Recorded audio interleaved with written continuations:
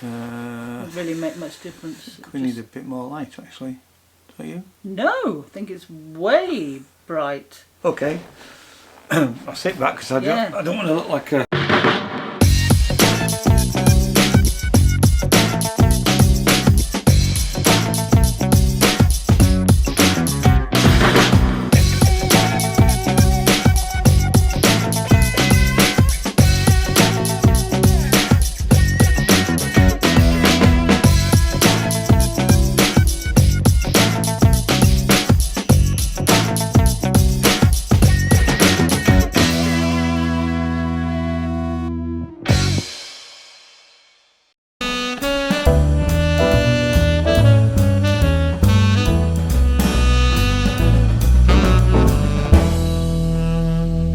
Hello YouTube, we're back. We've just seen, let me just put this down for a second. We've just watched the second online show, proper online show. This is show 28, and it was My Car Plays Tapes by John Osborne. Hello, this is a show called My Car Plays Tapes, and it was written pre-pandemic, and it would have been at Summerhall last year if there'd been a Fringe. So I'm excited that it can be at Summerhall as part of the digital Fringe this year. And it was written pre-pandemic. There's like a moment where I talk about how I wish I could stay at home more, and that has definitely been fulfilled. And it's sort of almost nostalgic now because it starts off in a pub. Now, if you don't know who John Osborne is, he launched a show in 2012 called John Peel's Shed, which was very, very successful. I think there may even be a Radio 4 version of it. And anyway, he did. I saw that show. It must have been 2012, 2013, and he's a poet and a writer, and he does theatre, and he's got a very distinctive style, I would have said. Well, I haven't seen him do anything before, exactly. So but I can imagine why you say that. And I think he's more poet than anything else, is how I would describe him. Right.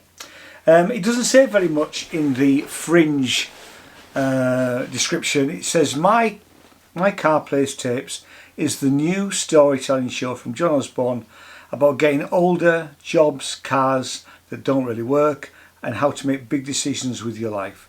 From the creator of John Peel's Shed, 5 stars, The Scotsman. That's it. So I have to say I thought it was very gentle. It was. I'm asleep. Yeah, that's it. James making me sit up.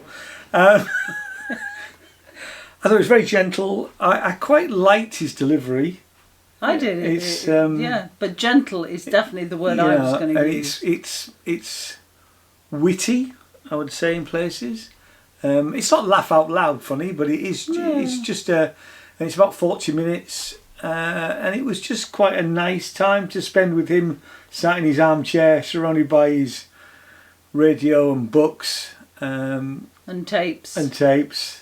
Jane just said that, but he didn't play any tapes. Yeah. And the only piece of music on it was Night Swimming by R.E.M., which was at the beginning. So you were a bit disappointed that he didn't play any tapes. Well, I wasn't disappointed, but I thought it was going to do what it said on the tin, sort of.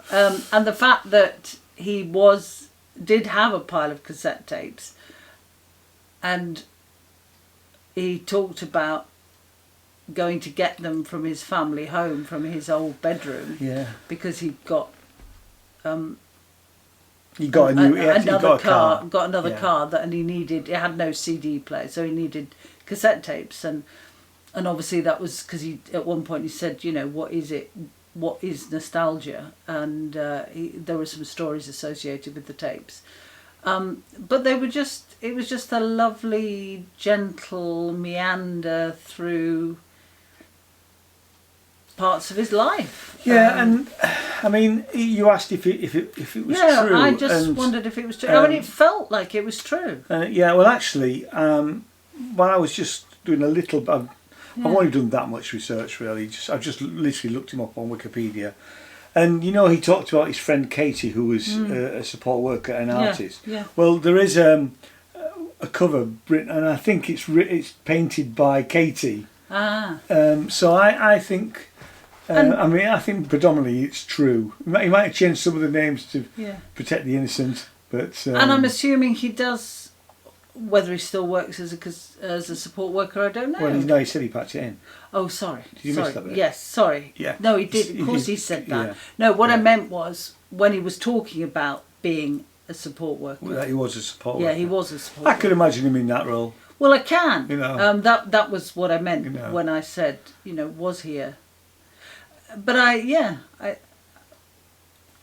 mean, I suspect that he's obviously continued to, and he's still, because he mentioned about the fact of the doing village hall gigs of John Peel's Shed, and I suspect he's continued to do that since around about 2012.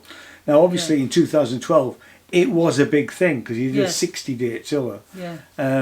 Now, obviously, that's to some extent he sort of alluded to the fact that might have waned a little bit, and that he obviously needed to get another job to be able to continue to do. Yes, because that's what he actually said. Didn't he? And although he was doing he was working minimum wage as a support worker, he thoroughly enjoyed it, and he joined the people that he worked with and for. That's right. And the fact that he actually wrote this show for last year's Fringe. For 2019, yeah. So, and obviously, it would have been 2020. Sorry, yes, 2020. Yeah. So, and that didn't happen. Yeah.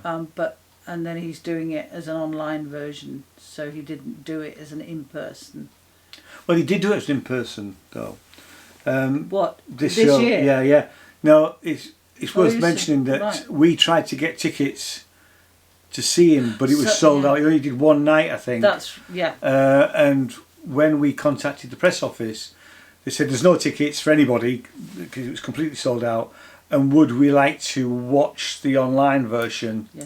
I'd forgotten instead, that because it was just the one and night, I said to, I think it was Aaron, I spoke to him in the office, in the press office, and I thought, yeah, that's great. And actually, I mean, it wouldn't have been any different. I think if I remember right to the Shed, he was sort of sat there in a chair, which he had on stage, and there was the sort of film footage we had of cars and things. Yeah. He had that sort of thing, so there was a bit of a multimedia thing going on. Well, that makes sense. So I think we pretty much saw what we would have seen had we actually been there in person. Yeah. No, I agree with you. And it was lovely, actually. Yeah, it was. Yeah, I mean, he just talked. There was sort of, you had a close up of him. There were about 3 different sort of camera angles that they used. They sort of alternated between. Yeah, I mean, I thought some of the camera angles, because some of the it seemed to change. They were quite awkward. In one was sort of like here, yeah. So he turned. But I'm not saying I didn't like that because it meant that otherwise the camera would have been very static. Yeah. And obviously you were focusing on him because he was talking. Yeah. And so it did. I mean, it didn't add anything in a sense because it was what he was saying. Yeah, it was. Sorry about that. Camera battery just died, so the camera angle has just changed slightly. We were saying about storytelling and the fact that I can't remember what. Well, we were talking about the different camera angles, but we were just saying, but basically, it's more about him and the stories that he was telling. Yes. And it's a very gentle, and it's a very, I think, I would recommend it certainly. That it's slightly different, I would have said. It's interesting. Yeah, he tells a good story. Yeah, he's very engaged. And it's observational in the sense that you get lots of little details, which is nice. And it is just nice to sit back and hear somebody tell a story. Yeah. You know, and yes, it's about his life, but it's interesting. Yeah, I'd say so. And it's just a snapshot of somebody's life. And it's quite clever how he does it. Yeah, and every so often he'll tell you something sort of a bit different and you sort of unexpected, but not in a dramatic, you know, way. It's just part of the story. Yeah. Very, a lovely way. So let's tell you when it's on and how you can, and actually accessing it, because it's the same as, it's Summer Hall. James been telling me off about saying Summers Hall. It's Summer Hall online again, which is dead easy to do. Apparently there is a way of setting up an account. Oh, sorry, there goes my phone. But you don't have to set up an account. Should I turn my phone off, do you think? Well, we're nearly there, aren't we? We are nearly there. I'm going to have to turn it off. I don't know where it is. I don't know where it is. It's over there. Gosh, What the hell's going going on? mad. I'm suddenly Mr. Popular.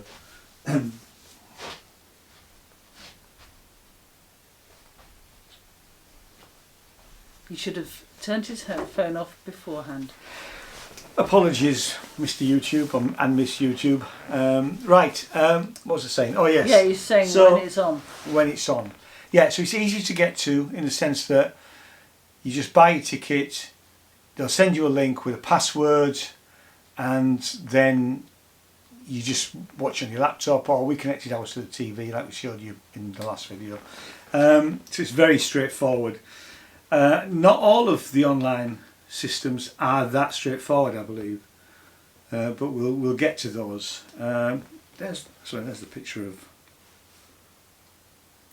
by John Osborne, illustrated by Katie Pope. Oh, right. Okay. I'll include that little picture so that you can see that. That's so right. Excuse me. 40 minutes. Summer Hall online. Watch on demand. Right, it started on the 6th of August, so it looks like it's probably all the way through till the end of the festival. It's £8 a ticket full, and it does have an end date, so we'll assume it's running till the end of the month, to the end of August. So it is worth, you know, it's a nice 40 minutes to spend in the company of John Osborne. Actually, it is. How many stars, Jenny?